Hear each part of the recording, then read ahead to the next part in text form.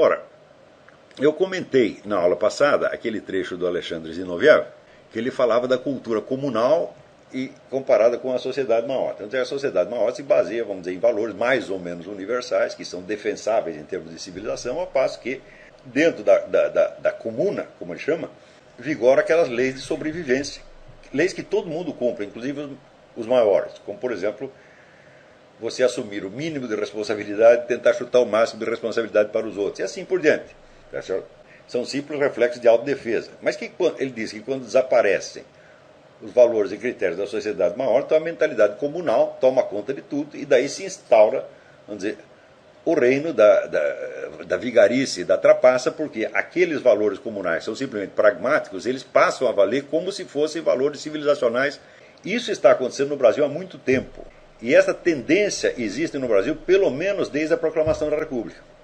Você vê que durante o Império, na elite intelectual do Império, não havia a menor dificuldade de estabelecer uma hierarquia. Quando você vê na composição da primeira geração da Academia Brasileira de Letras, ninguém teve a menor dúvida de que o presidente tinha que ser o Machado de Assis, porque todo mundo reconhecia que era o melhor.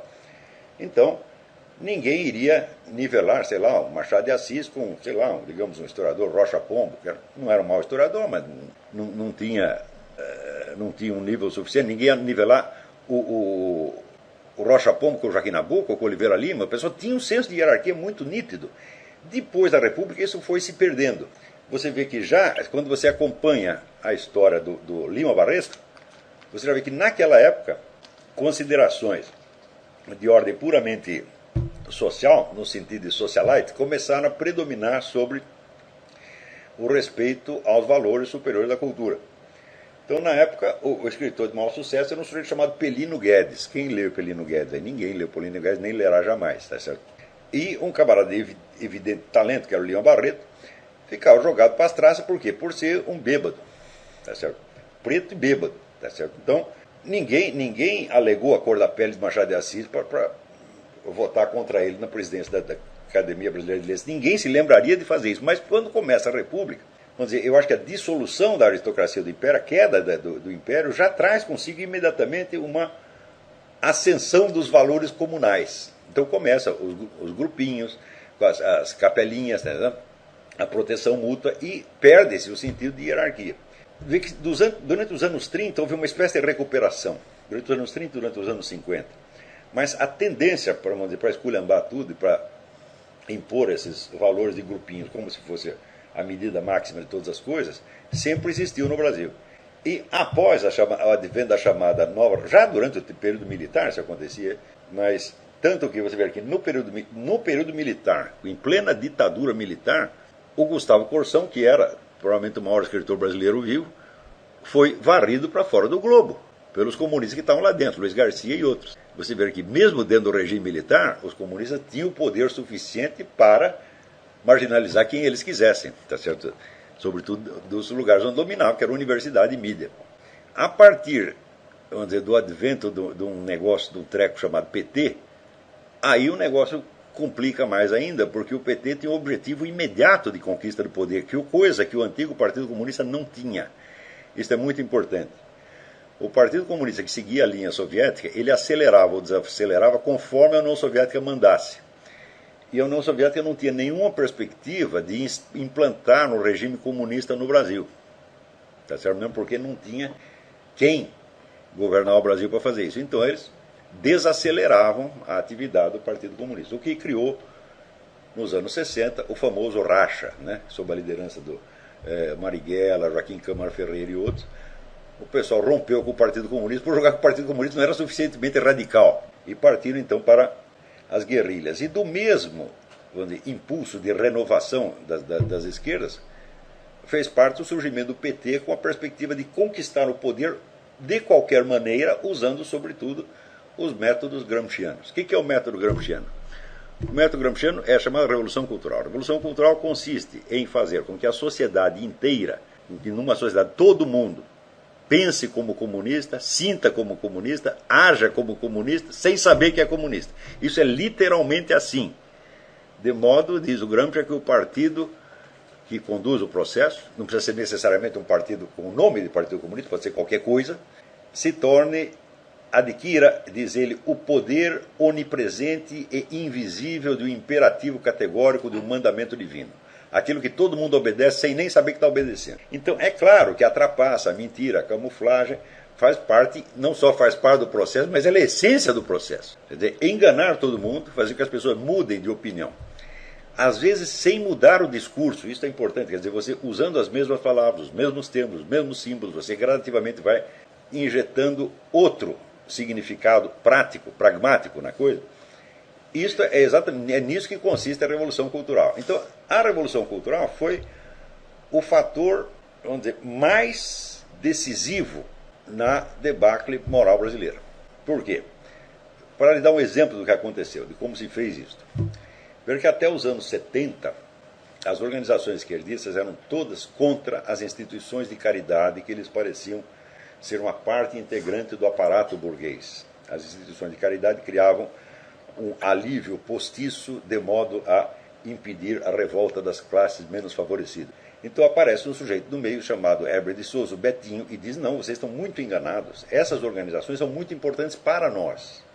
Nós não temos que ser contra a caridade pública, nós temos que tomar essas organizações de modo a que elas passem a nos servir. Então tomaram as organizações de caridade, criaram a campanha do Betinho, etc., etc., usando o mesmo vocabulário cristão, caritativo, etc., etc., de antes, mas gradativamente colocando ali dentro a nuance, mais ou menos subconsciente, de que não se fazia caridade pelos motivos cristãos tradicionais, mas visando a instauração de uma, aspas, sociedade mais justa, ou seja, a sociedade sem classes. Para isso foi necessário, então, substituir a noção antiga, vamos dizer, da santidade, da caridade, da virtude, por um outro modelo. Então pegou-se o próprio Betinho, que era apenas, vamos dizer, um estrategista, um politiqueiro, um sujeito maquiavélico, se pintou o sujeito como se fosse um santo. Houve gente que realmente propusesse a beatificação do Betinho. Então este episódio do Betinho mostra como o que havia, vamos dizer, de pior, de mais maligno, mais malicioso na sociedade, de repente foi cultuado como santo. E não aconteceu só no caso do Betinho.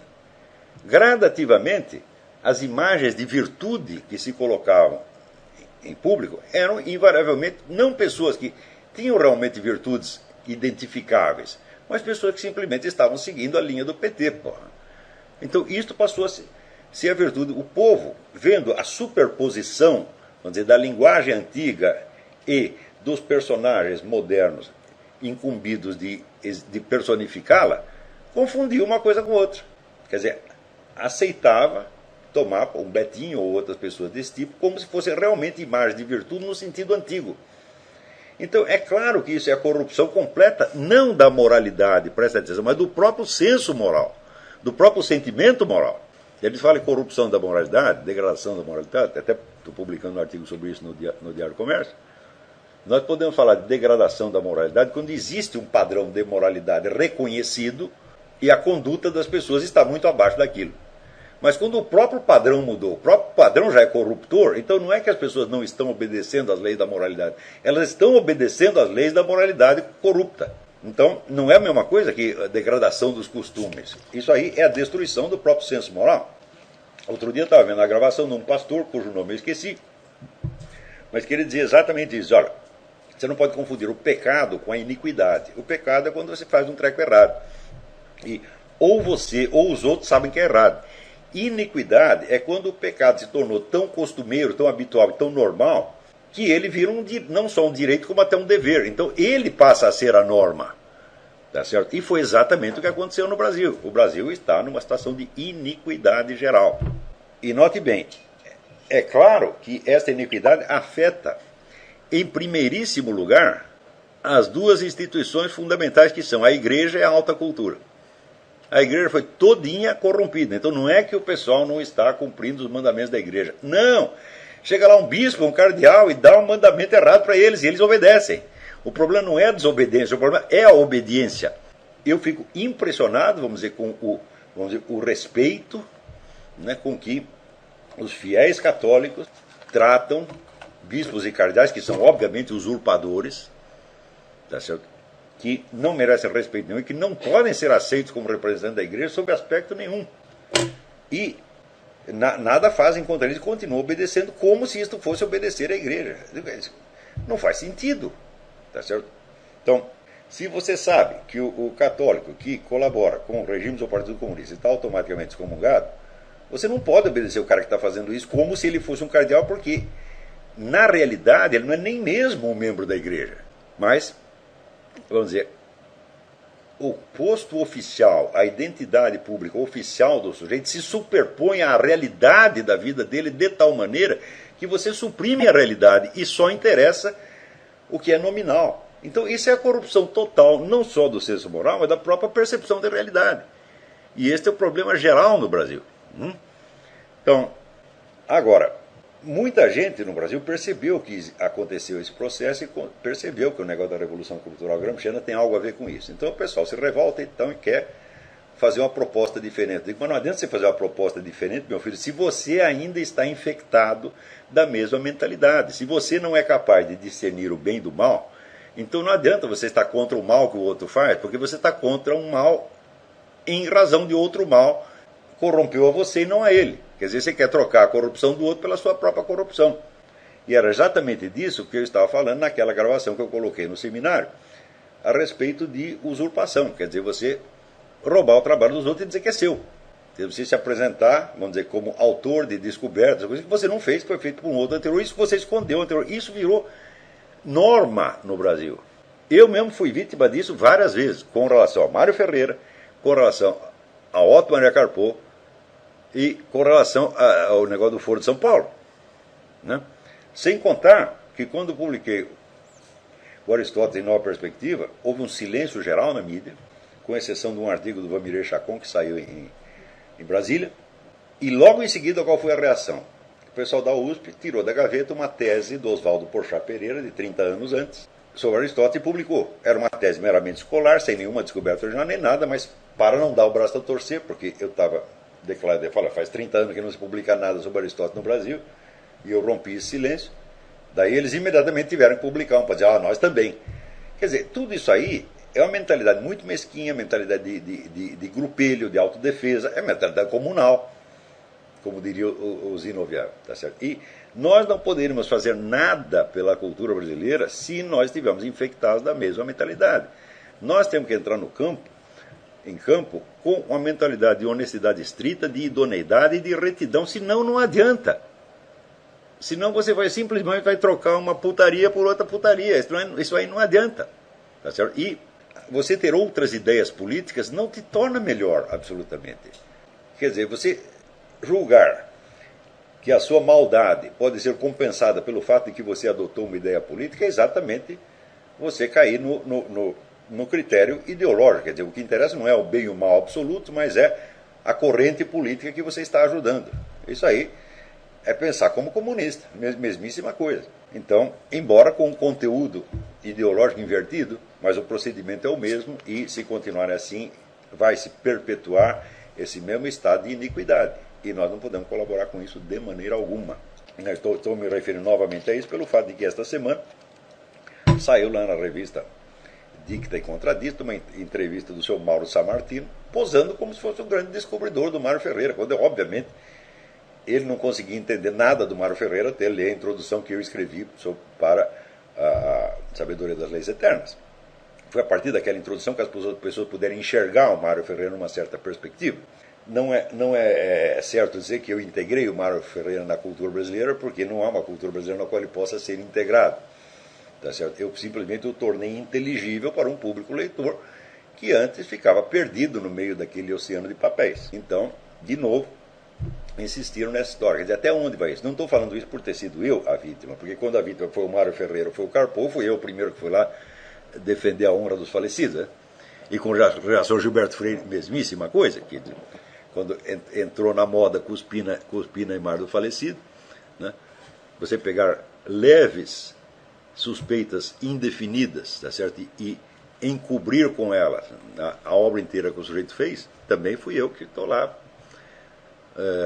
protestando. Como agora também estou protestando, no próximo programa Troll Speak vou falar disso, vou protestar contra, vamos dizer, a marginalização do Ângelo Monteiro, que é um excelente poeta, ensaísta e filósofo pernambucano, que atualmente o pessoal fala em cultura pernambucana e esquece o Ângelo Monteiro, que já estava fazendo coisa melhor do que eles 10 anos antes. Então, este tipo de coisa, isto tem que parar. E nós aqui, sobretudo nós do seminário, nós não temos o direito nem mesmo de pensar em praticar uma coisa dessa. Nunca. Tá? Então, é isso.